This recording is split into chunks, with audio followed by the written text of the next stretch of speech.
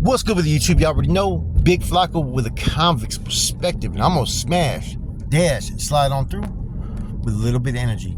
Please hit the like, subscribe, comment, do all those things to help support this channel, and hit that bell notification for future fire content. Well, I think it's about that time that I kind of, addressed, how I dropped out, because I've done it twice already.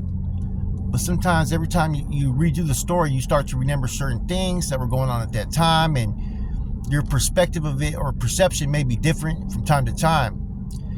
And I think it's really important right now at this time, man, with a lot of stuff that's been going on, right? And even on YouTube, there was a time period that I felt the need just to take accountability and say that there's no justifying it and this and that, right? To be honest with you, it's what you feel.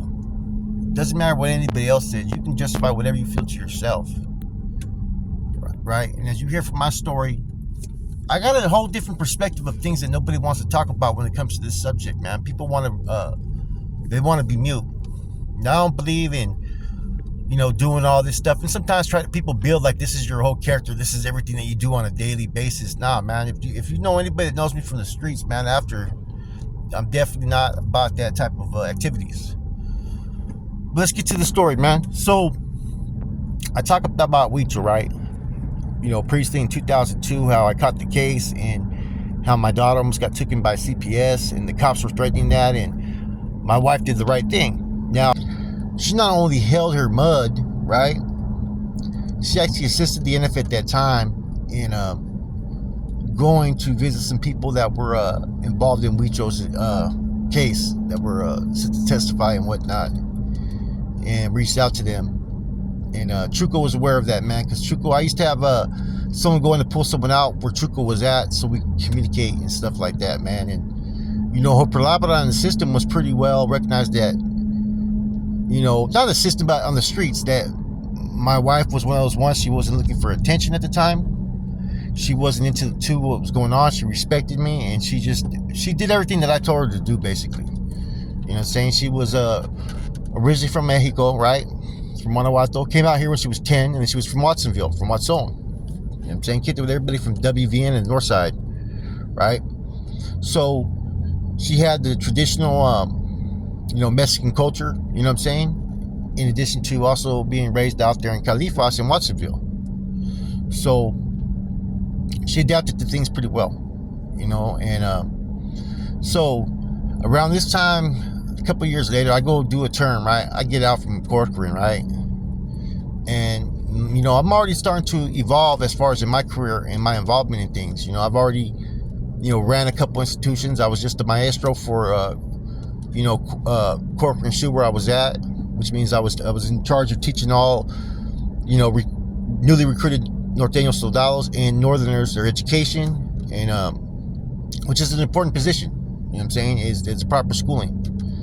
And being in a place like Corcoran Shoe, which means you have a whole lot of high caliber individuals, to be picked and chosen to hold that position was an honor. In addition to that, I was already being involved in some NF activities while I was there, Xerox and stuff, taking out reports to get to the SRG and the GOP per Corcoran. Now, eventually I tap in, and I'd be plugged in with a regiment. Now, you got to remember, I've had more experience than most people as far as functioning out there in the streets. I go back with Ashley plugging me with the regiment, working with Chico Rose, through Operation Black Widow, to getting recruited to work with Salinas, to getting caught up over Carnal, to now I'm stepping out, and I know the activities, and I was studying about how to invest money in different goals as far as, establishing crews out there in the streets. Now, shortly thereafter, I get plugged in with the San Jose Regiment, right? And I requested more responsibilities out there. I wanted to go back to how things were, because the crew that was out there at that time had been out there, and they were incognito crew. And I was always able to go out there, and I think for the last 2-3 years when I was out there, I didn't really have to answer to too many people out there in the streets, even when there was carnals out there, right? Except for Salinas, and they pretty much gave me free reign to do what I needed to do as long as I generated income, right? So at that time, I touched down. Everybody knows when I touched down, I started to make shit happen. I'd been gone for about maybe 2 years. And instantly, I was already plugged in with the regiment because there was a couple brothers that I previously worked with that were working with them. You know, and everybody knows when I get out there, I start moving. You know what I'm saying? I start moving a lot of weight. You know what I'm saying? And this was no different. You know what I'm saying? I started getting at the young homeboys that were from BMN second generation, and I started having them scout what was going on out there in the streets because they were all youngsters at the time, like 18, 19, and I was their big homie. So I had a protege out there that was I was teaching a lot of things. I had safe houses that were affiliated with the BMN second generation, right? And then I started putting things in motion. I started, we were employing different peoples of different races that were working with us, and we kind of infiltrated every aspect of criminal activities that were going on out there. There was nothing that was getting past us that I didn't know about because I had eyes and ears everywhere. And like, say there was a problem or an issue, everybody would reach out to me and I would be able to resolve it. That's how much pull I had at the time. That's how much authority. And I had been sanctioned to go ahead and establish a crew out there. And I had pulled some individuals from Meadow Fair, an individual from Sunnyvale, and a couple other cats. I even have one that was working all the way in Richmond. So I had a whole crew. And, for one thing, I had the homeboys from Meadow Fair that were working with me. Right, through a homeboy named Baby Boy, right? Baby Boy's cousin was with my homeboy, and that's how he got plugged in. I was just in Quinn Moss with him. You know what I'm saying? So I started to do what I was doing. I had the yada, I had the fizz pills, I had the meth, and we were moving a lot of work. You know what I'm saying? And I had my runners, I had my safe houses, and generated a lot of fucking income. We started to invest it in at that time, a escort business. You know what I'm saying? Me and another carnal. And see, I was set to at that time, I was, like I said, they were set to recruit 3 people at that time. You know what I'm saying? And because there was issues going on with Salinas at that time, because everybody in Salinas wanted the fellas to report to them. You know what I'm saying? And they were pretty much didn't want to go through Pocky. So what they ended up doing at that time is they reached out to Skip, and they were reporting to Skip at that time. And basically our line of communication with the Garnales was going through Skip.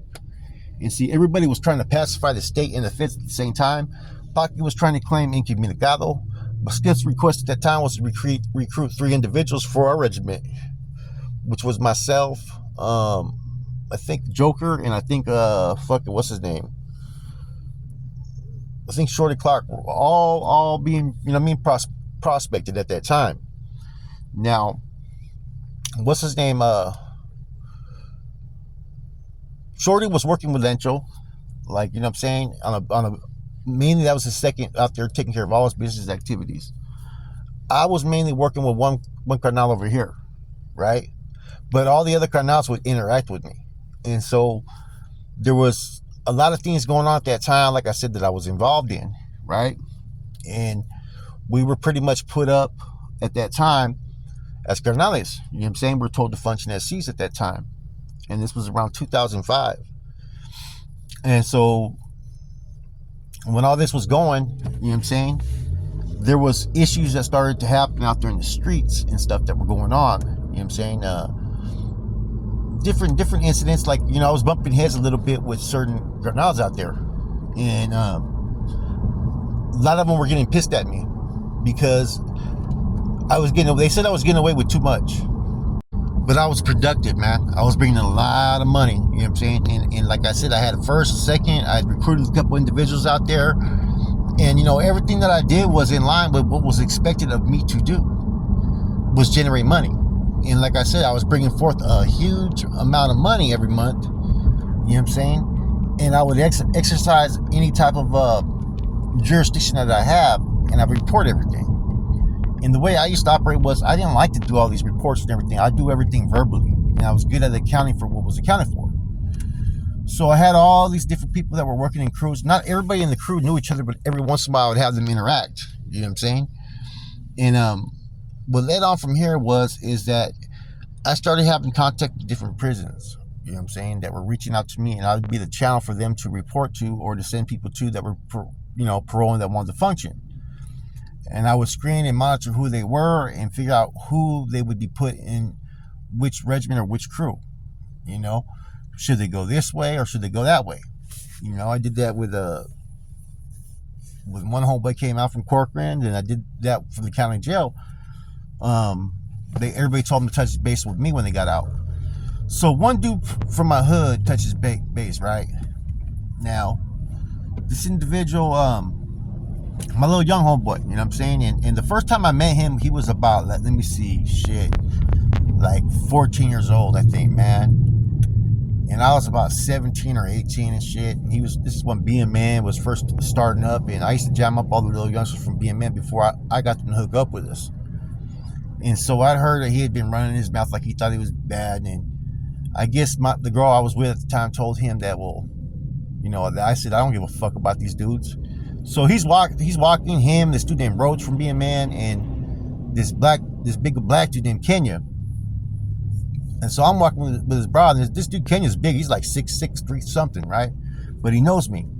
So I go up to Pelon, and I put my ear to his face, like, what do you got to say? Like, you know what I mean? And he's like, why are you disrespecting? So I fucking slapped the shit out of him. You know what I'm saying? I backhanded him quick, and I put him in a headlock, and I started laughing. And his other homeboy, Roach, tried out like he was going to do something. And I'm like, well, what's up? What's cracking? And so, that right there was a little blow to little Manuel Pelon's ego. But later on, I started looking after the kid, because I plugged in with all his homeboys. They started working with me out in the streets when shit was getting kind of hectic. So he touches base with me, and at first he tried to cause a little conflict between me and fucking Jerry Chavez, Huesos, right? And then Jerry called me apologizing because he said, I didn't know if I was supposed to get a hold of you because Jerry said that you hadn't been in contact with the homies. And we sent word into the county jail real quick when we heard that, you know what I mean? And fucking Jerry must have got chewed out. So he got a hold of his brother, and his brother got at me, and Jerry, I'm on the phone with Jerry, and he's like, man, bro, I would never speak bad like that about you. Homeboy's tripping, man. I never even said that. So I let it go. Now, Manuel was talking about that he had got recruited through fucking Larry Lucero, Gonel, as a bro, right? Now, at that time, Gonel's C status was not being acknowledged. It wasn't being considered valid. And even Gonel told me that when I was in Corcoran on a pro violation later on, that he didn't even know the dude, and that his status was like, he was waiting for his status to be confirmed. So when I plugged him in with Lancho, I said, okay, Lancho's older, fucking let's plug him over there, man, and see if he can keep this youngster in line.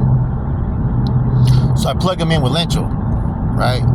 Now, bear in mind, there's been a couple of incidents with this homeboy, right, to where he may have felt belittled or may have felt that I overstepped my boundaries when in my eyes, I didn't.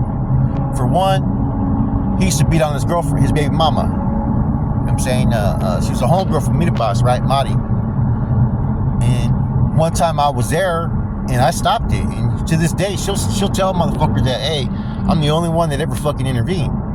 So one day, she was becoming the victim of his abuse. And it was getting very serious, right? That he went to go grab a gun that he had to pull it out.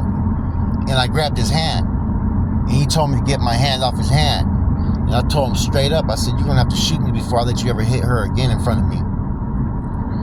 And it was left there. So that kind of rubbed him a little bit, I think, fucking, because I pretty much checked him, like, you know what I'm saying? No one knew about it but me, him, and his lady, his baby mama. But I'm not going to be a witness to his fucking abuse. It's just not going to happen. Now, I knew her before he was even with her. She was my homegirl, but I never intervened in their relationship. I was always respectful. One time he was locked up, and I would do this for any homeboy. And I've seen her, and they just had a baby, and I gave her some fed after diapers. That's the type of homeboy I was, right? You know what I'm saying? I wouldn't expect it from him because he was one of those ones that talked about making money but never really produced. You know what I'm saying? So there was already that animosity that, he wanted to be that dude. You know what I'm saying? His education wasn't up to par. He had a little bit brief understanding, but it was nowhere It just wasn't on my level, man. And I think that he felt inferior and he wanted to be superior, but he just didn't have that. First of all, he didn't have the status, rank, or abilities to do so. You know what I'm saying? And so when he came out, the reason why I plugged him in with Lencho was because he'd been out there before, and I had him on freeze at one time in 2002 because collecting money. My money came up missing on the streets. And I gave a couple homeboys a pass on that, man. I could have deemed all of these dudes no good, man, because they were supposed to collect my money. They were pointing fingers. I should have fucking deemed them all good. It was him, fucking Smiley from VMC, Moses. I could have deemed them all no good at the time, based upon that. But I didn't, because I was showing favoritism. But I did request fucking him to report to the fourth floor. And I remember the message that I sent him was, you know, that unless you want to, you better turn your Packer shirt in for a 49er shirt. If not, we'll make sure that you're wearing a Cleveland Brown jersey. Bam. That's a message like, hey, you better report to me to the fourth floor. Otherwise, I'm going to have you removed. And this was in 2002 or 2003. And it was over fucking money on the streets. And I remember I had reported that to Salinas. Now, so he had all these reasons to really have, you know, some animosity towards me, even though we put in some work together. You know what I'm saying? Like, literally, we've smashed on dudes. We fucking, you know, even the homeboy from the hood, we had to smash on one time. Me, him, and a couple other homeboys. You know what I'm saying? He was my little partner, man. You know what I'm saying? But a lot of times he wanted to do things his way, and that would become difficult. So, what happened from here is now he's out there and he's selling Lencho a pipe dream. He's talking about that, oh, his old lady is connected to some hint from Redwood City. They're the main plug and all this stuff, right? But he was pretty much just hyping it up a little bit too much, you know? He was selling a pipe dream because he was fucking high most of the time. And, you know, he used to try to joke around calling himself Pablo, like he was Pablo Escobar, like he was some baller. But all he was a tweaker out there that just couldn't get nothing done, that was all talk. And I knew that, but I was hoping that Lencho could put him in line, because I knew he was striving. I knew he wanted to be a bro, but it was something that was going to have to take its course, and something I wouldn't have stamped at that time. And I didn't want him to intervene in my activities or my functions. I would have to pull homeboys away from where he was congregating the things he was trying to do. But at the same time, I was trying to help him out, because at that time I had just collected a $10,000 debt from someone that was balling out there, from some dude named Daniel Bowie, some Asian cat, owed some money to some dude, right? And so I went over there with Boxer from Mountain View and my homeboy Mondo, and I made the dude fucking sign over his car, which he did. Turned around, gave part of the money to the dude that was you know what I'm saying, that wanted us to collect the debt, but he wasn't paying his taxes anyway, so I kept the most of it, man. So I pretty much deboed it. And I took the Expedition at that time, brand new, and went and traded it for I think about like a pound of dope at that time. And this was in 2005 when the drought hit. Everybody remembers around October. So I hit up this bison named George that wanted me to collect things for him, that was connected across the border, that was my own little pipeline and plug, and I ended up getting some work. Now at that time, you know, I'm one of those ones that will look after a homeboy. Ounces were going for fucking a ridiculous price at that time, and the shit out there was just bunk. So I offered to give the homeboy like 2 zips for like $300 a pop. I said, but you're gonna have to come cash up on this, man. Now he was acting funny style, and see, just a couple days before, I was at one of these trap spots that I had sold up, and he was over there, and I started scolding him, right? And then I was fighting at that time with my fucking ex-wife. And see, back then, if a homeboy needed to get a ride from a homeboy's lady, it was no thing. None of us had ever crossed those boundaries at that time. It's just, in the hood, it was something that just wouldn't occur. We were all close-knit. We used to, you know, celebrate holidays together sometimes, you know, Christmas, Easter, you know, the Turkey Bowl. We used to get together like about 40 homeboys and play football. And, you know, everybody, VMLs, BML, we'd all post up. And so it would be uncommon to ask a homeboy, hey, homeboy's lady to give someone a ride, because for me, I get a ride sometimes from a homeboy's lady, and vice versa. So he asked me for a ride. If he get a ride, I said, go ahead. And so my wife at the time, you know, she was you know, she would smoke her weed and whatnot, and she seen he had a joint. She said, spark that motherfucking joint, right? And he tells her, honestly, I want to fuck the shit out of you. And she was just taken aback, like, what the fuck? Like, like, she told him, do you want to die? He goes, he goes, we're out here running things. We're the regiment.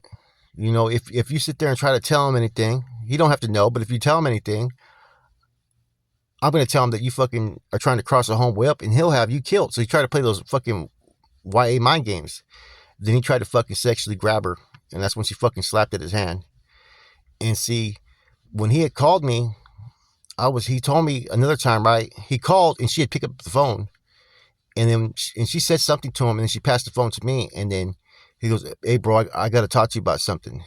And I'm like, all right. I hung up. And then she finally told me what happened. She thought that I'd put him to attest her loyalty and stuff, right? And I was like taken aback by the whole scenario. And I was like, what the fuck? And then I talked to the homeboy fucking, you know what I'm saying? Some other things that had happened to another homeboy, man, Charcoal, man. He was claiming that Charcoal fucking, robbed the house and all this stuff when it was actually him. And fucking homeboy was a kid before and hit him with a fucking wrench and tried to set him on fire. It was a fucked up thing, And so I'm like, man, this dude's been doing shit, man. I've been turning the cheek to it, man. Fuck. And I was just pissed off because now it involved my fucking wife at the time, who'd been solid. So I went to the Garnaz house, right? And I told him what had happened. And we're going to green light this dude. We're going to take him out. I said, but there's a problem here. I go, he's working with Lencho. And so you cannot touch another man's regiment crew without clearance. If they're fucking on the books and they're accounted for and they're working with a Garnal, you have to go through the proper procedure. Now, I'd earned everything out there in the streets as far as my credibility. I took a case for the NF. I've been putting in work. I've done things that I can't even talk about on here for the NF. And it should have been a no question asked fucking green light. So, but Lencho thought this dude was going to be the dude that was going to bring him money, that was going to make his payday, and Lencho was a greedy individual. So Lencho tried to fucking downplay the situation and pacify it. And I'm over here like, okay, I'm over here get recruited as a C at the time, functioning as a C. And I'm being told that, well, hold on, we're going to deal with it later. And I bring her over there, like, to fucking talk to the homeboy Weddle. And see, this is where my issue started with all these dudes that were rocking with Lencho, is that these dudes knew I was right, but they fucking sat down and didn't do shit. They let fucking Lencho's fucking, long-term being a C at that time. I think he had about 17, 18 years as a C come before what was right. And so I'm over here playing the waiting game. You know what I'm saying? And I get a call saying, yeah, we almost fucking fucked this dude up. And, Lencho told him that, hey, you were cool with him 2 days before. Because, see, instantly, he caught wind of it through his baby mama, Selena. Right? Selena's with some homeboy out there from Moss Locals or one of those hoods, right? That's pledged with the regiment today. And so now he brags and boasts everything to his baby mama at the time, even though he had another lady, right? And so my wife said, hey, man, we want to get proof of this, you know what I'm saying, just to have further to stamp it. She went and told him.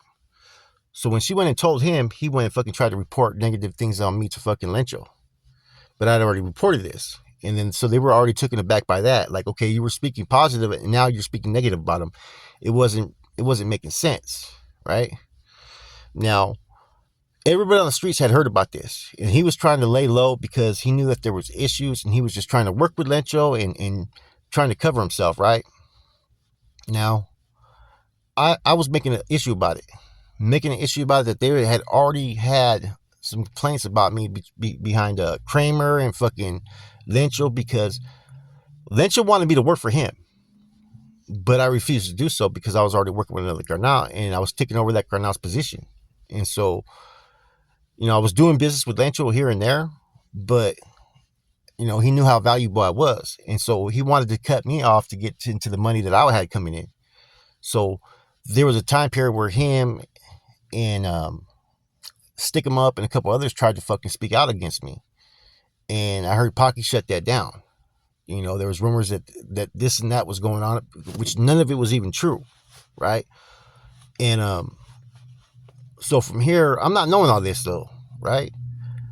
I write a report, and I use parts of the fucking Constitution. I said, At no time we put personal things, be the money, materialistic things, women or whatnot, before the organization. I said, this isn't a woman, right? Number one, this is my wife. She's held her mug. I'm part of this organization. I said, therefore, you're putting your greed, what you can obtain through this individual, knowing that he's no good and he's a piece of shit, before me, right? And I got the pacified response. And so I said, you can reach out to Chuka, you can reach out to all these cardinals. They'll tell you, man, she's fucking solid, which she was. So I try to compromise, saying like, look, I request two things. One, either he admits it, and if he admits it, I put hands on him one-on-one. We find him on the streets. I get half the fine, right? That's so therefore it's on my behalf. And then the second thing is, first order of cleanup business, he's the one to do it. If not, I'm requesting that we kill him, which I thought was a fucking reasonable fucking request. Now at that time, you know what I'm saying, we were not trying to take care of business on that level, because there was also another transaction that happened that was questionable, that I still think that fucking, Weddle and someone else were in cahoots to give me the fucking work that was fucking junk. You know what I'm saying? And I requested on that I requested to kill that dude.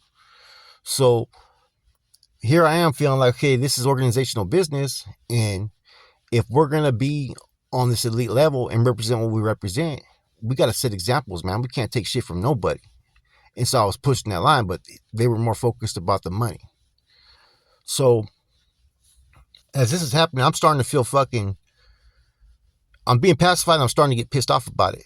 You know what I'm saying? And from there, I'm running amok at the time, and I'm even jamming up homeboys from my hood. I'm like, you motherfuckers know, if it would have been your lady or this person or that person, I would have backed you motherfuckers up. I said, don't act like you guys don't want to get involved. I go, this isn't just fucking politics shit. This is fucking homeboy shit here. You guys know the things he's done. He has a pattern here. You guys know that fucking the only reason why a few of you guys are still in good standings is because of me, right? But the fact that he did this to one of us, this makes it different. And so nobody wanted to really say anything, like, they were hesitant. And you got to remember, at that time, Lencho was married to a female named Debbie. Now, Debbie's son, who's Lencho's stepson, was from BMN. You know what I'm saying? So therefore, I always questioned if he put a stop to it based upon that was his homeboy. They were close. And see, I was the one that would be quick to put a green light on a homeboy, whether you were from the hood or not, if you fucked up. You know what I'm saying? Like I talked about how we had to smash Monkey on the streets. We smashed on him. And I remember fucking Oso and fucking Jason and all these cats had a meeting at the homeboy's house talking about they were going to DP me. And one homeboy from VML showed up. And so I told them over the fucking phone, I said, motherfucker, you can come with it, bro. I'm strapped. You motherfuckers want to come DP me, see what fucking happens. And everybody from the first gen that was involved shut down. Then I talked to Ozen on the phone, because Ozen was real emotional about it. And when I explained it to him, he kind of calmed down. You know what I'm saying? And Ozen ain't no punk. Ozen got hands. But all those cats know that when it comes to fucking playing around, I don't play. You know what I'm saying? Like, I'm the one that's going to go harder than the next man, no matter what. I'll go to the death of it. And see, that's where everything started to develop with fucking towards Pelon. It's like, you guys don't want to get involved. Well, fuck you guys too then, man. Basically, is how I felt at the time. No, around that time, I was also, doing my thing, right? And I was running around with a strap. And so some people have asked me before, like, why didn't you go handle your business? Everybody knows when I seen him, I was going to handle my business. I was about to go against the grain. I had faith in the procedures and process, you know what I'm saying? But all this was fucking, took this to a whole different level, and it changed my perspective of things. I'm like, man, fuck these motherfuckers, man. I was distancing myself from everybody. I was sending in my money what needed to be sent in, right? But I was on a mission. If I seen this dude, I was going to go against the grain. I was going to peel his cap. I was going to take his win. And a lot of people knew that. So a lot of people were fucking worried that I was going to go off the hinges, because that's where my mindset was at that time. You know what I'm saying? Now, I was a hot boy as well at that time. And there was, I just left the homeboy Slimer from BRS's house by the Rio Seco, right? Which was another hood I was pretty much plugged in at that time. And see, when I left, I got somehow task force was fucking, watching me at that time, and I got jammed up, and I get caught with the cuete. and some KJ and some other stuff, right? And they take me down, and GIU comes and talks to me, and they're talking about, well, there's talks about a green light about you, and I thought they were joking. And I actually seen some of the kites, and see, this has to do with all that stuff that goes back to everything I was talking about with Lynchel and Kramer. They were trying to cross me up, saying that I was doing this and I was being a detriment, and I was possibly working, hand in hand with law enforcement when I wasn't, and this is what, pushed the envelope for me, was that, all of these years, I'm saying, of me putting in this work, sacrificing, I was never taking my wife at the time, I'm saying, to go talk to Lynchel, and her feeling like, why do I got to keep on explaining myself? You know what I'm saying? And it tore up the relationship pretty bad, and here I am. I put in so much work at the time, man. Like, there's things like I said, I can't talk about, man. I mean, when you come in representing for the O, you're bringing another body to the O. You know what I'm saying? You're bringing yourself, that, you know what I'm saying, and everything you represent. And you're not going to half step none of it. And I was a firm believer in that, man. And this is when I first seen that, hey, I get it. There's certain things, political decisions that are made that you're not always going to agree upon. You know what I'm saying? And they're done in the best interest. Some things are swept under the rug, whatnot. But this was a little bit too much. This is where he tried to sexually assault her.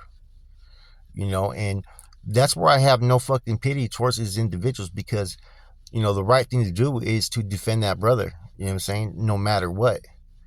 The fact that this individual attempted to do that, he should have been fucking put on the green light and fucking dealt with off top. You know what I'm saying?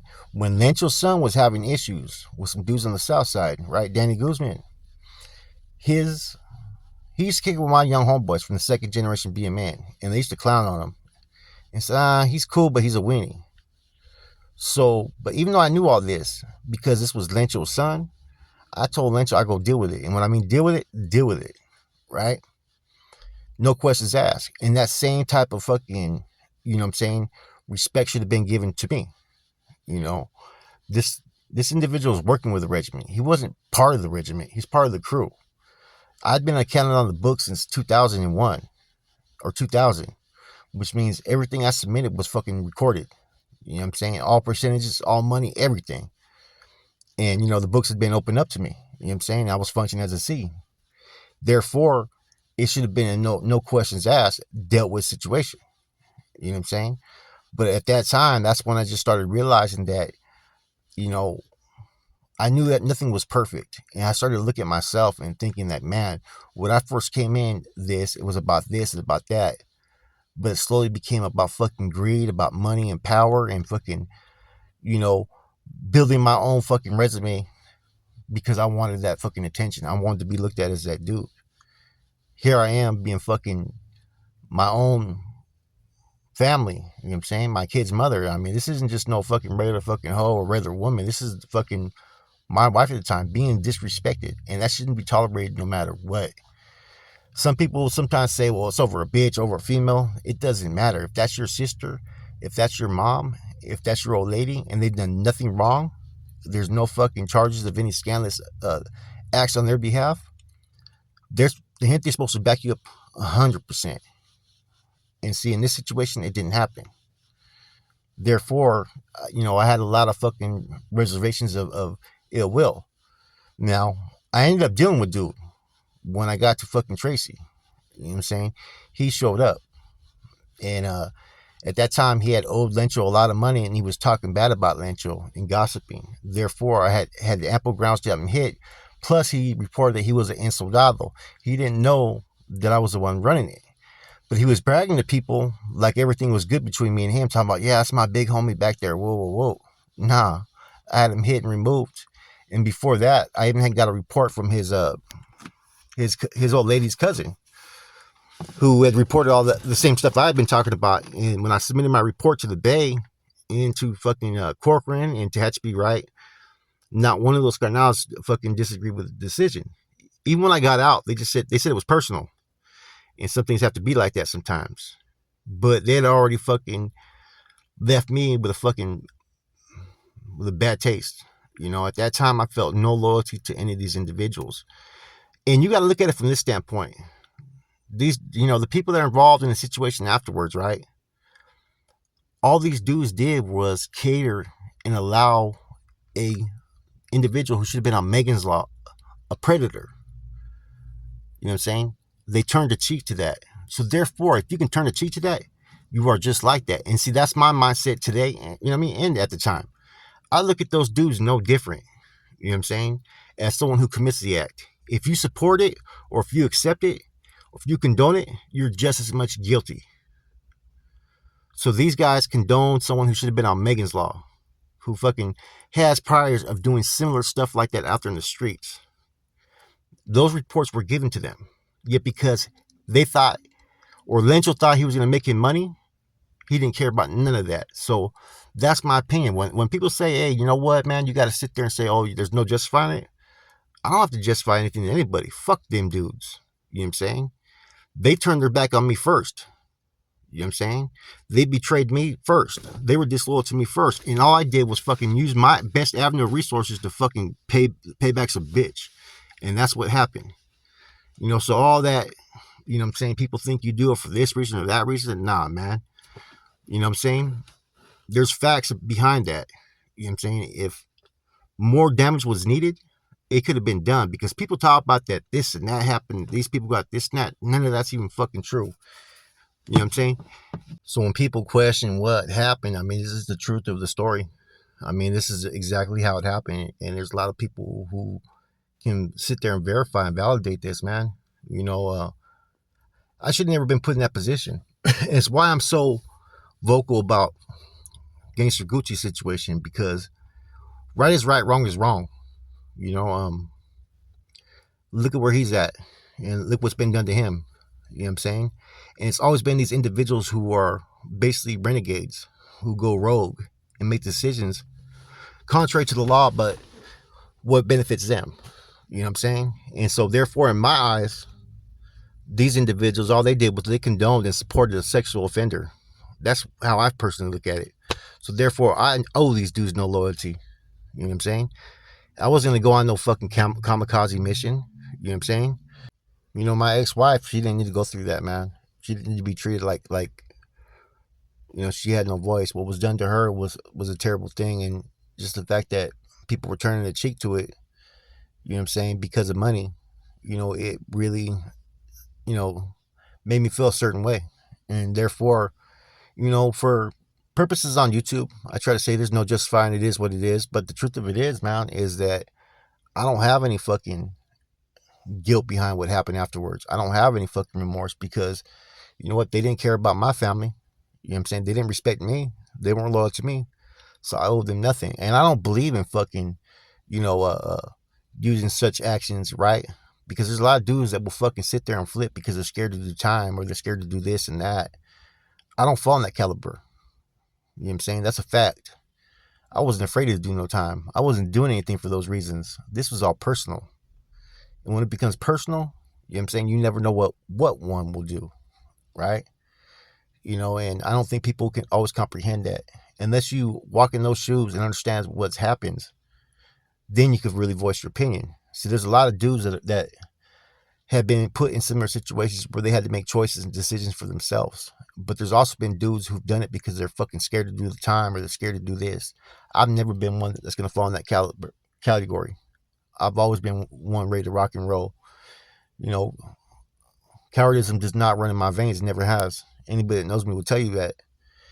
And whether one understands it or not, it's my truth. You know, and people are real quick to fucking call out this and say this person needs to go to jail for that and whatnot, right? You know, there's a bunch of fucking people who are fucking, you know, dry snitching all the time on YouTube. You can just fucking see it. Just watch a video, you'll see it. You know, but my whole thing, like I said, man, wasn't about fucking anything else but assuring that those that disrespected my family were not going to get away with that. With that said, man, I hope you guys enjoy this, man. I'll do a part 2, man, in the near future, man. But I know people have questioned this topic, man, and there's a lot of false rumors and false narratives. And this is my 3rd time I put this out there, and I think every time I put a little bit more to it. You know, but previously, up until this incident happened, man, my name carried weight in San Jose. I had pull. I had authority. I'd been put in positions, you know, on the streets and in prison that a lot of people are not capable or competent to even hold. You know what I'm saying? And that's the truth. And you can judge a person all day long, man. But the who, what, where, when, why, and the cause and effect is always the important thing you have to recognize, because everybody's gonna have a different story of why they did what they did. You know what I'm saying? Some are gonna be fucking considered valid, some are not. You know, I wasn't forced out. You know what I'm saying? I have no issues towards the O. Like I said, everybody was incommunicado at that time, that my pipeline and network of communications were not there. If I would have been with the Carnales and Salas, it would have been dealt with. You know what I'm saying? If I'd have been in contact with, you know what I'm saying, some of the dudes in the feds, it would have been dealt with. Even if I'd have been in contact with Chuco, which at one time I had a route to Chuco, I just quit communicating because of all the Fed state issues. Up in 2003, I had a line at Chuco. We had communication. And it was all for these type of purposes, man. But at that time, man, the same ones that I had to process everything through were the same ones that were campaigning against me, man. So with that said, man, I hope you guys understand. It's okay to have an opinion. I don't care, but know the truth. You know what I'm saying? With that said, it's your boy Flaco, I'm gone.